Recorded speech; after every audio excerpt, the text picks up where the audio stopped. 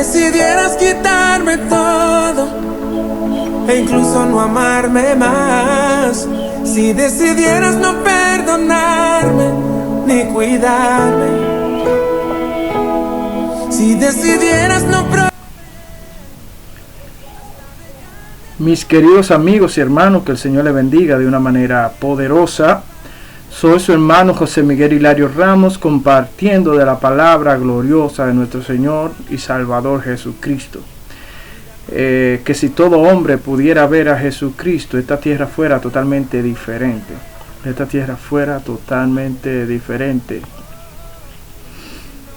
Y les invito a que hagamos una oración para poner todo en la mano de Dios, que Dios sea quien dirija las palabras que voy a decir en este día, en esta tarde, en esta mañana, dependiendo la hora en que usted esté viendo este video. Padre que estás en el reino de los cielos, gracias Señor por tu amor, tu misericordia.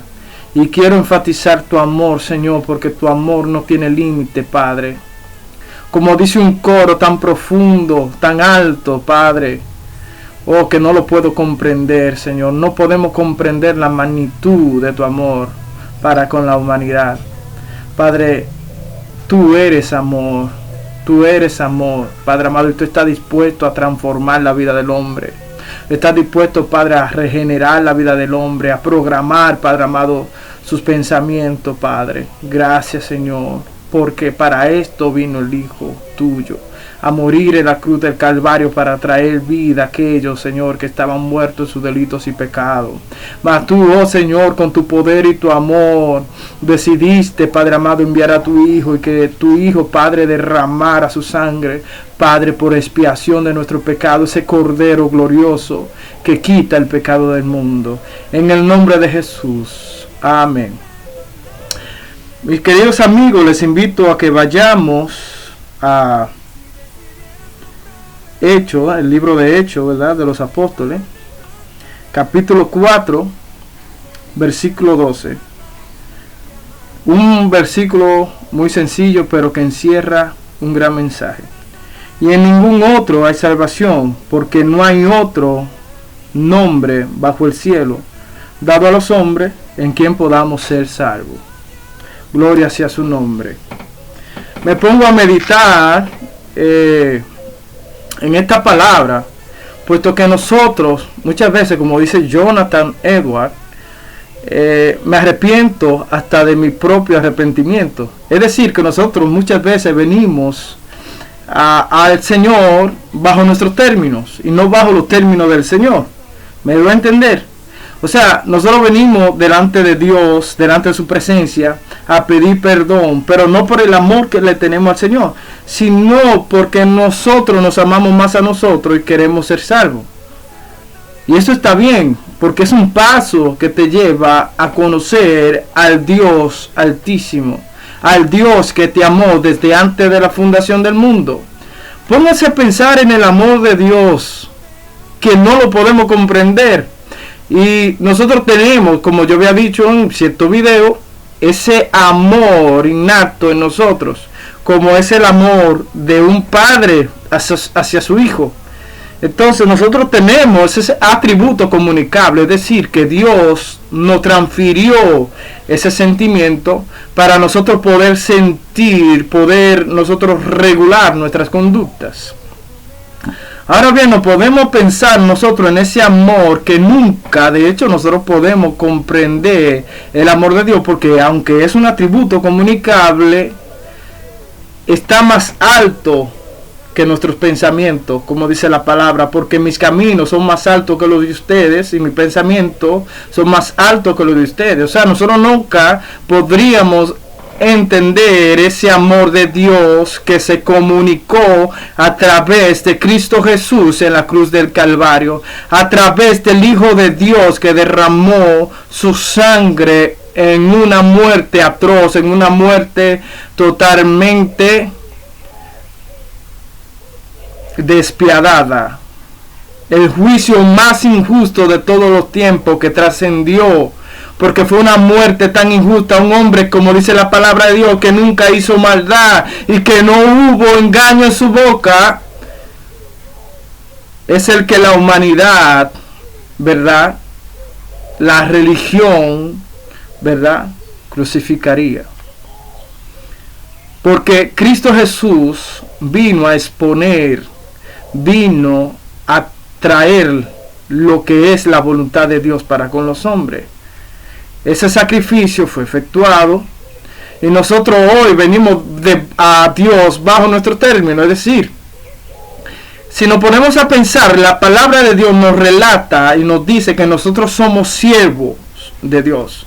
Es decir, la palabra siervo en griego es doulos. Y esa palabra encierra que nosotros somos esclavos del Señor. Un esclavo del Señor, pero según la ley había que el esclavo tenía que trabajar con su dueño, ¿verdad? Y tenía que a periodo de un tiempo, ese esclavo se le daba la libertad. Era libre totalmente. Pero si ese esclavo venía y decía, no, yo quiero permanecer en el lugar de mi dueño, yo quiero permanecer ahí, bajo el techo de mi dueño, quiero ser esclavo de mi dueño, entonces ahí venía lo que era un sello permanente. Ese siervo tenía que estar al servicio de su amo, ¿verdad?, permanentemente, es decir, para siempre, hasta que haya vida.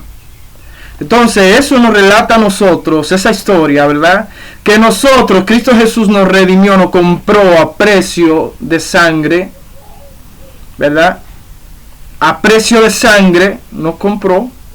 Entonces nosotros somos libres,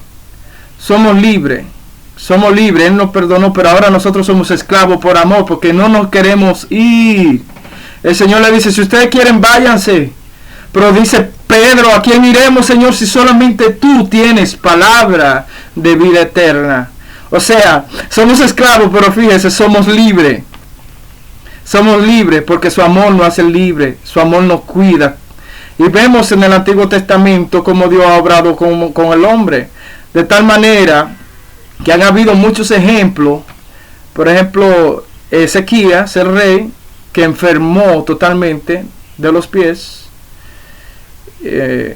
Y él estaba totalmente enfermo. Y él oró a Dios y lloró delante de Dios. Y no iba el profeta Isaías muy lejos. Cuando Dios le dijo, devuélvete, no ha visto la lágrima que ha derramado el rey Ezequías.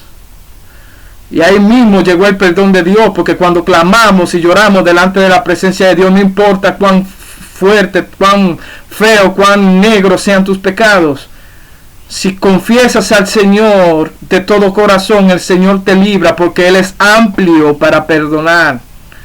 Y dice, si tus pecados fueran rojos como el carmesí, como blanca lana, vendrán a ser, porque Dios es el ser que mira el corazón del hombre. No importa si tú te crees, por ejemplo, que tú no mereces el perdón de Dios, que tú no mereces el Dios santo, porque te crees muy poco. Estás en el lugar correcto para clamar, para decir, Dios, perdóname, porque Él es amplio para perdonar. Y no voy a predicar un evangelio como lo que se predica, están predicando hoy en día, ¿verdad? Que Dios va a solucionar todos tus problemas. No, no te voy a decir eso. Quizás en el momento que tú te arrepientas van a venir adversidades, porque el enemigo se puede levantar. Pero dice la palabra de Dios que nosotros debemos estar confiados porque Jesucristo venció al mundo. Jesucristo, el amor de Cristo venció el mundo. Entonces nosotros debemos de venir dispuestos incluso a dar nuestras vidas por el Señor Jesucristo. Así de sencillo. La primera iglesia lo hizo así. Arrepentirse, cuando hablamos del primer siglo de la iglesia, significaba eso. Significaba que en cualquier momento podría llegar la muerte. Hoy, gracias a Dios, que por la libertad, verdad gloriosa del Señor Jesús, tenemos libertad de culto, ¿verdad? Pero antes el Imperio Romano era cruel con la iglesia y mataba, ¿verdad? Todo aquel que confesaba que Jesucristo era el Rey, ¿verdad? Por el egocentrismo del hombre, el hombre quiere ser exaltado, los reyes, los césares querían ser exaltados y ellos no aceptaban que llamaran a otro rey. Sin embargo, aceptar a Cristo en ese tiempo era una decisión fuerte, pero se hacía. ¿Por qué? Porque ellos tenían la esperanza, ¿verdad?, de una vida eterna. Y así es, nosotros tenemos una esperanza de una vida eterna. Gracias a Dios hoy tenemos libertad de culto. Pero esos hermanos anteriormente tenían que congregarse en cuevas, ¿verdad?, y hacer los cultos a escondida. Entonces Policarpio, antes de morir, dijo: ¿cómo habré yo de negar al Señor a la hora de mi muerte? Le pidieron que negara al Señor de su creencia, y él dijo: ¿cómo he de negar yo al Señor en la hora de mi muerte? Es decir, esta es la